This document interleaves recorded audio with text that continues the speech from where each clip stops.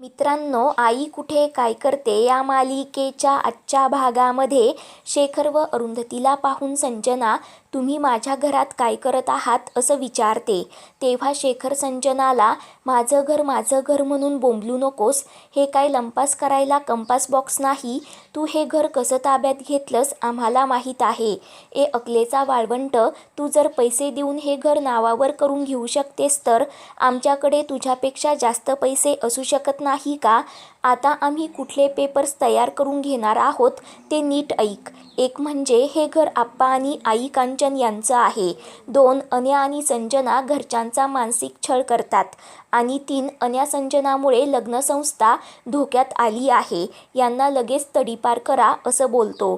तेव्हा संजना शेखरला नॉनसेन्स असं बोलते. तर तेव्हा शेखर संजनाला सांगतो, अरुंधती वहिनीने तुझ्या विरोधात पोलीस तक्रार केली आहे. तू सर्वांना फसून ही प्रॉपर्टी स्वतःच्या नावावर करून घेतली असं बोलून शेखर इन्स्पेक्टरला आवाज देतो व संजनाला लगेच घेऊन जाण्यासाठी सांगतो. तेव्हा संजना अगोदर वॉरंट दाखवा असं बोलते. तेव्हा शेखर सांगतो, तू जशी प्रॉपर्टी हडप करू शकतेस ना तसं हेही करता येतं. हिला घेऊन जा. तेव्हा संजना घाबरत अनिरुद्धजवळ जाते व मी तुझी बायको आहे ना, यांना थांबव. मी हे सर्व आपल्यासाठीच केलं होतं असं सांगते. तर तेव्हा लेडी हवालदार संजनाला पकडून घेऊन जाण्यासाठी निघते. तेव्हा अनिरुद्ध संजनाला, तुला बायको म्हणायची मला लाज वाटते. तू हे फक्त तुझ्यासाठी करतेस, आपल्यासाठी काही करत नाही असं बोलतो. त्यानंतर संजना कांचनला, तुम्ही तरी सांगा, मी तुमची सून आहे. आप्पांनी अरुंधतीच्या नावावर घर केलेलं तुम्हाला आवडलं नव्हतं ना, म्हणून मी ते तिच्याकडून काढून घेतलं असं सांगते. तेव्हा कांचन संजनाला, तू मला फसवलंस, हिला घेऊन जा असं बोलते. तर संजना खूप घाबरते व अरुंधतीला, तू एक बाई आहेस, समजूतदार आहेस, तू समजू शकतेस मी हे सर्व का केलं ते. माझं चुकलं, हवं तर मी सर्व परत करते, परंतु मला जेलमध्ये जायचं नाही. आजपर्यंत तू मला खूप सपोर्ट केलास. माझ्यावर तुझे खूप उपकार आहेत.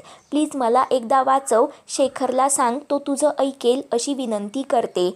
तर तेव्हा अरुंधती संजनाला सांगते, तू अनिरुद्धशी कशी वागतेस त्याच्याशी माझा काही संबंध नाही, परंतु तू माझ्या कुटुंबाला बेघर केलंस. तुला माफी नाही. आता मी काहीच करू शकत नाही. भाऊजीला घेऊन जा असं शेखरला सांगते. तेव्हा शेखर संजनाला बोलतो, आता तुला अशी लटकवतो ना की निखिलच्या लग्नालाच बाहेर येशील. तोपर्यंत जेलमध्ये मजा कर. तेव्हा लेडी हवालदार संजनाला घेऊन जात असते. तेव्हा अनिरुद्ध, मला तर मजा वाटत आहे, माझी एकदाची सुटका झाली असं ओरडून सांगतो. तेव्हा संजना मात्र मला सोडा असं खूप मोठ्याने ओरडत असते. परंतु मित्रांनो, हे सर्व संजनाचं स्वप्न असतं. संजना घाबरत झोपेतून जागी होते. तेवढ्यात तिला शेखरचा फोन येतो. तेव्हा शेखर सांगतो, तू जे करत आहेस ना त्याचे खूप वाईट परिणाम तुला भोगावे लागणार आहेत. जोपर्यंत मी जिवंत आहे तोपर्यंत भिंगातनं तुझ्याकडे लक्ष ठेवणार आहे. आता तुझी अशी जिरवतो ना की स्वप्नात सुद्धा तुला मोठं घर दिसणार नाही. तुला तर माहितीच आहे मी काय काय करू शकतो ते असं बोलून फोन बंद करतो. तर संजना अजूनच घाबरते. आता शेखर मला पोलिसांच्या ताब्यात देणार, कोणीच माझी मदत करणार नाही या विचारांनी संजना वेड्यासारखी रडू लागते. तर दुसरीकडे आशुतोष अरुंधतीला आपली आजची मीटिंग कॅन्सल झाल्याचं सांगून कॉंग्रॅच्युलेशन्स, आपला अल्बम खूप गाजत आहे, मला रोज फोन येतात असं बोलतो. तर अरुंधती खूपच खुश होते. तेव्हा आशुतोष, खूप लोक विचारत होते तू लाईव्ह शो करशील का असं बोलतो. तेव्हा अरुंधती मला लाईव्ह शो करण्यासाठी दडपण येत असल्याचं सांगते. त्यावर आशुतोष, तू हे सर्व दडपण बाजूला कर, बिनधास्तपणे गा, काही होत नाही म्हणून अरुंधतीला समजावतो. तेव्हा अरुंधती, मी नक्की प्रयत्न करेन म्हणून आशुतोषला सांगते. तर तेवढ्यात आशुतोषला नितीनचा फोन येतो व वर्षाची तब्येत खूप बिघडल्याचं समजतं. त्यानंतर अरुंधती व आशुतोष हॉस्पिटलमध्ये येतात. तेव्हा नितीन आशुतोषला सांगतो, वर्षाच्या लंग्समध्ये पाणी झालं असं डॉक्टर म्हणत आहेत. आज आमच्या लग्नाचा वाढदिवस आहे. सकाळी मी हॉस्पिटलमध्ये आलो होतो तेव्हा वर्षा बरी होती, आनंदात होती, परंतु संध्याकाळी अचानक तब्येत बिघडली.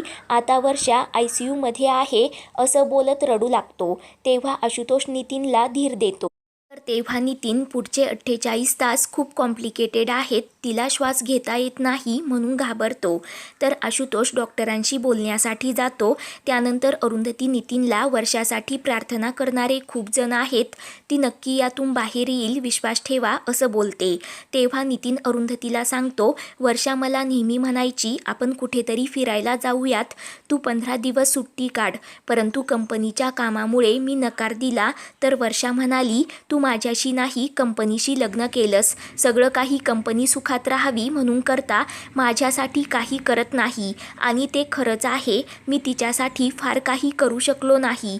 माझं तिच्यावर खूप प्रेम आहे, परंतु वेळ काढून तिच्यासाठी काही केलं नाही. म्हणून मी यावर्षी ठरवलं होतं की लग्नाच्या वाढदिवसाला तिला सरप्राईज द्यायचं, म्हणून मी नैनितालची तिकीटं बुक केली होती आणि यापुढे दरवर्षी फिरायला जायचं असं ठरवलं होतं.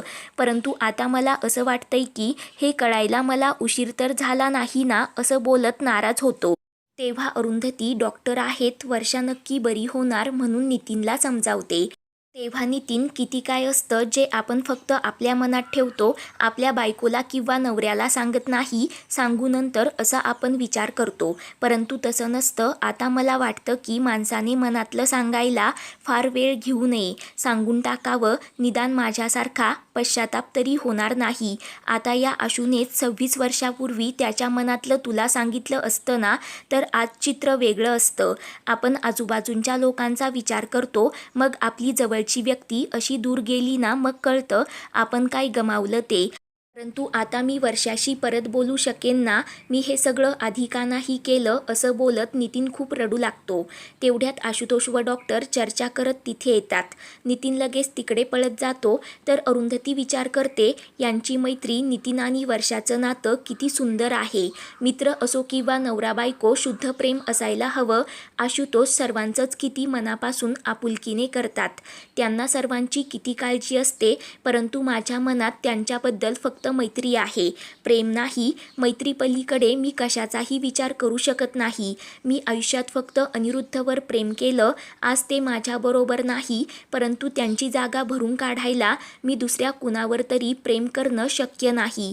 आता माझं ते वयही राहिलेलं नाही आणि गरजही नाही. मी माझ्या मैत्रीतच समाधानी आहे. आशुतोष, मी तुमच्या प्रेमाला सपोर्ट करू शकत नाही, परंतु आपल्यात मैत्री राहू देत, त्यातच मला आनंद आहे, बाकी काही नाही. तर दुसरीकडे कांचन एकटीच विचार करत बसलेली असते. तेवढ्यात ईशा तिथे येते व कांचनला एकटी का बसलीस असं विचारते. तर तेवढ्यात आप्पा बाहेर जाण्यासाठी निघतात. तेव्हा कांचन आप्पांना, मी तुमच्याबरोबर चालायला येऊ का असं विचारते. तर आप्पा नकार देत, तू आराम कर म्हणून सांगतात व निघून जातात. तर आप्पा नीट बोलत नाही म्हणून कांचन वैतागते. तेवढ्यात संजना तिथे येते व कांचनची काळजी घेण्याचं नाटक करत असते व विमलला कांचनसाठी खायला बनवायला सांगते. तर कांचन खूप रागाने संजनाकडे पाहते. तेव्हा संजना, मला तुम्ही सगळे हवे आहात, मी एक चांगली सून बनण्याचा प्रयत्न करत असल्याचं कांचनला सांगते. तेव्हा कांचन, अगोदर चांगला माणूस बनून दाखव, तू किती स्वार्थी आहेस हे तू दाखवून दिलंस, आता तू किती चांगली वाग, मी फसणार नाही असं सांगते. तेवढ्यात शेखर तिथे पोलिसांना घेऊन येतो. तर संजनाला घामच फुटतो. मित्रांनो, पुढील भागांच्या अपडेटसाठी चॅनलला